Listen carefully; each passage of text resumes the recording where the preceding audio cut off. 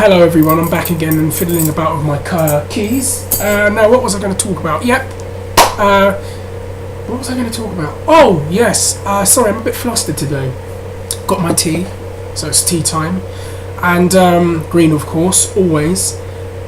It's been very interesting, the UFC lately, right, with all these things that have been going on, all the injuries, all the new champions and changes and things that have been going on. And one thing that has definitely happened in the last 2 years, I want to say, is that Ronda Rousey has been the face, to a lot of people, the face of the UFC. And a lot of people don't like that, and a lot of people do like that.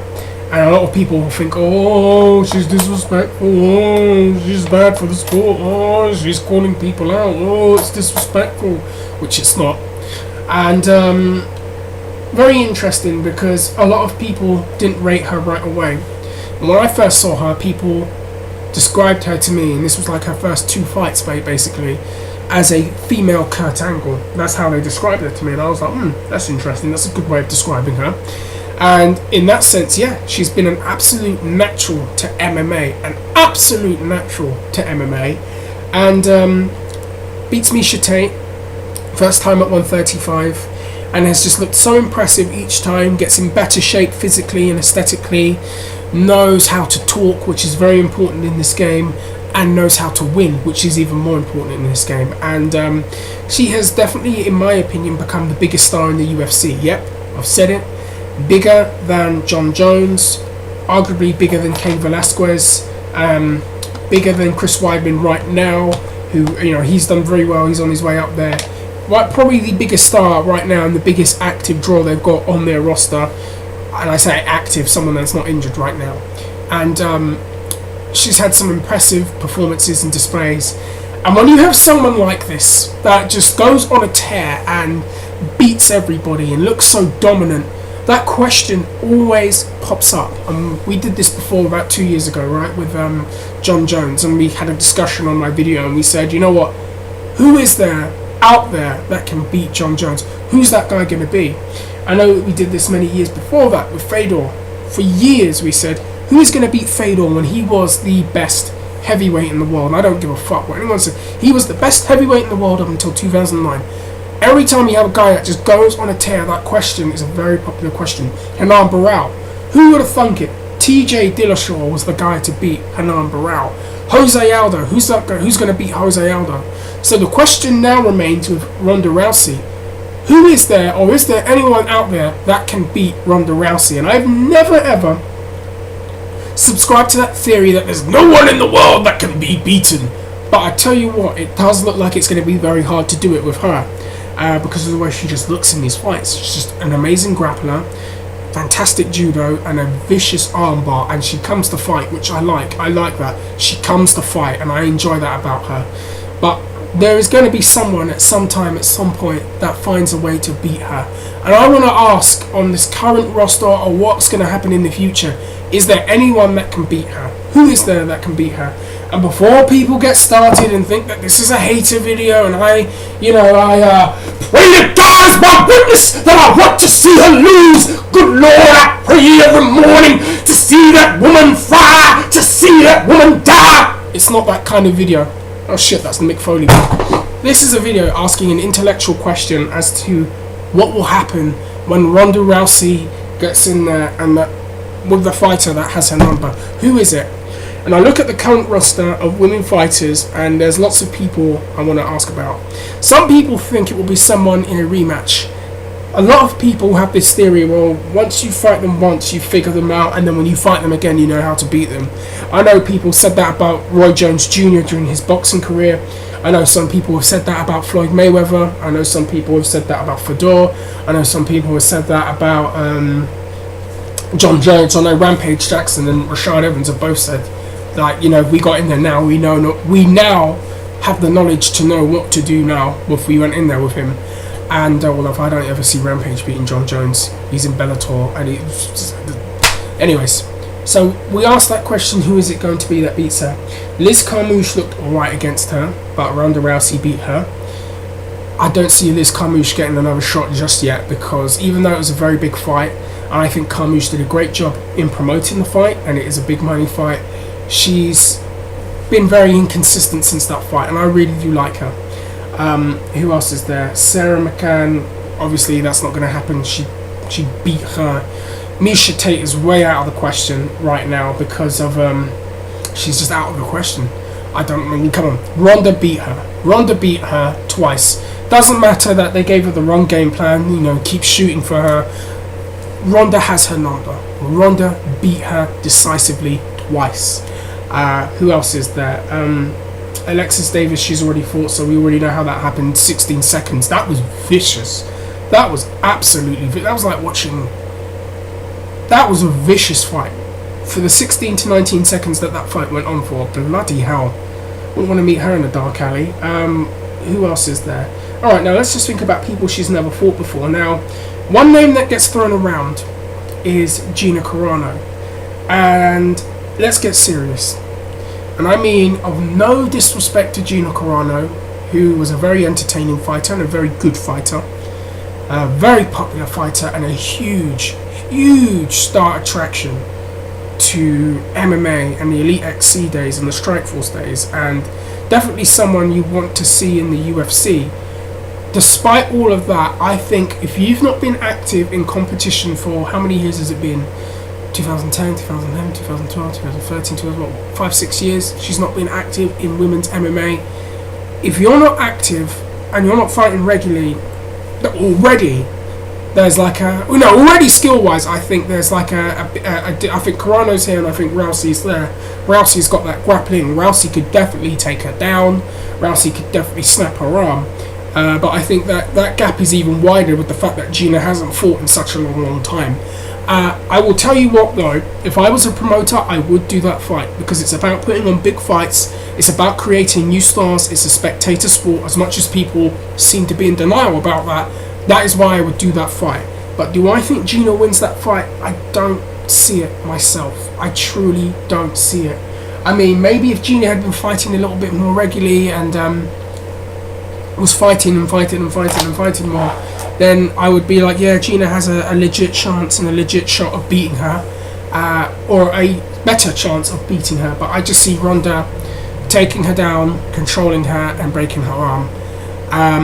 Who else is there? Another name that gets thrown out a lot is actually not Erin Tohill. No. Does Erin Tohill still fight, by the way? If anyone wants to answer that question for me, please do. I'll be wondered if everyone knows if she fights anymore. No, the other name I want to talk about is a very popular name that we all talk about, and I even did a video on this, and that is Cris Cyborg. And we know that there is some heat there. There is some legit heat between the two of them. It's got a lot to do with Cris Cyborg's way of living and Ronda's strong opinions about that. Obviously, Cyborg failed a test and was using performance-enhancing drugs, and people have suspected that about her for years. When you look at her build and the way she fights, well, I think that's just the way she fights. Everyone from Shootbox fights that way, but a lot of people are like, fuck it, man, Cyborg's on something. She's on the gear of life, I'm telling you right now. And obviously because she got caught, and then there was a lot of controversy because she was the 145-pound champion, Rousey was the 135-pound champion. There was all this discussion for 2 years about doing a fight, but Rousey's like, no, she needs to come down to 135, and she can't because of all the shit she's on, which, fair point, probably is true. And let's just talk about what would happen if that fight happened. I think that Cyborg has probably the best chance out of most people, because in my opinion, Cyborg knows the MMA game, so she should know takedown defense.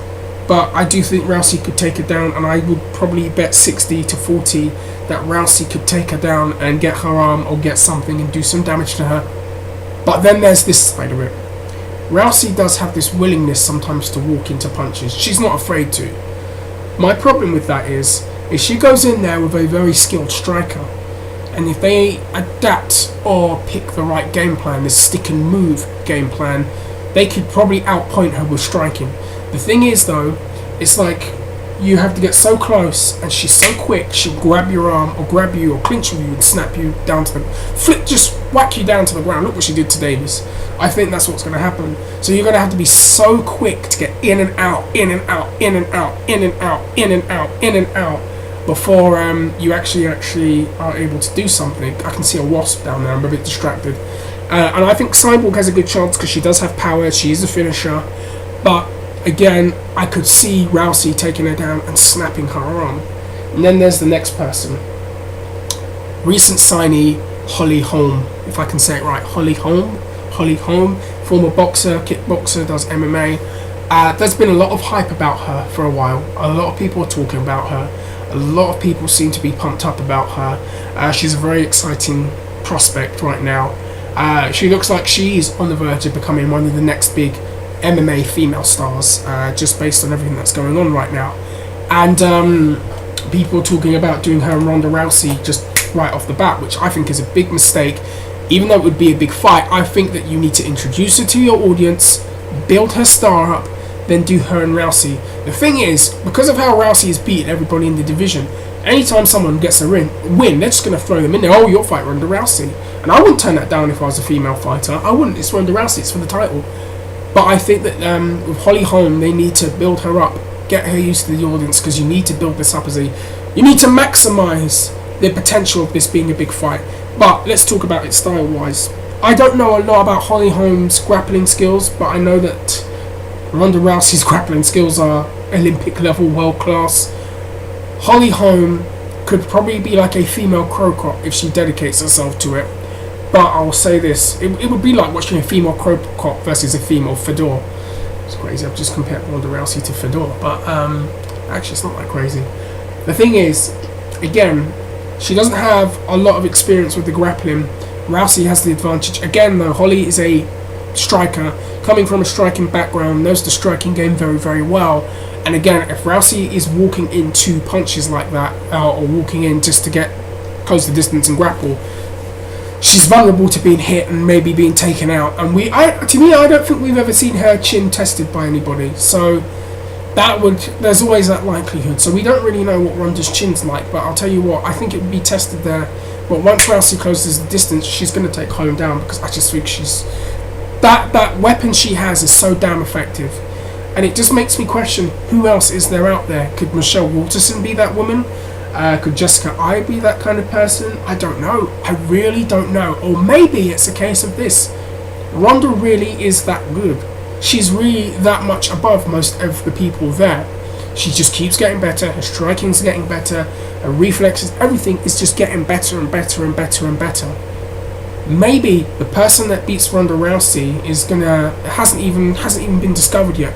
Maybe the person that beats Ronda Rousey is training in a gym right now and is a young woman getting into MMA, and years down the line she meets her. Or maybe, this is one of my favourite sayings, the only person that can beat Ronda Rousey is Ronda Rousey.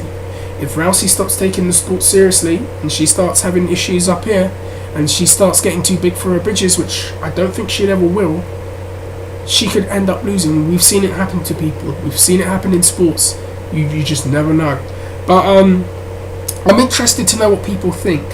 Would Holly Holm be that person? Would Carano be that person? Would Cyborg be that person? Let me know what you think. Comment, rate, subscribe. Please hit that subscribe button. Now I sound like a used car salesman. Please hit that subscribe button. Hit that subscribe button. Follow me on Twitter. Favorite this if you want. Like this. Retweet this. Do whatever you want with this except racial slurs. And yes, let me know what you think. And I'm going to do another video about Kurt Angle. So guys, take care and peace.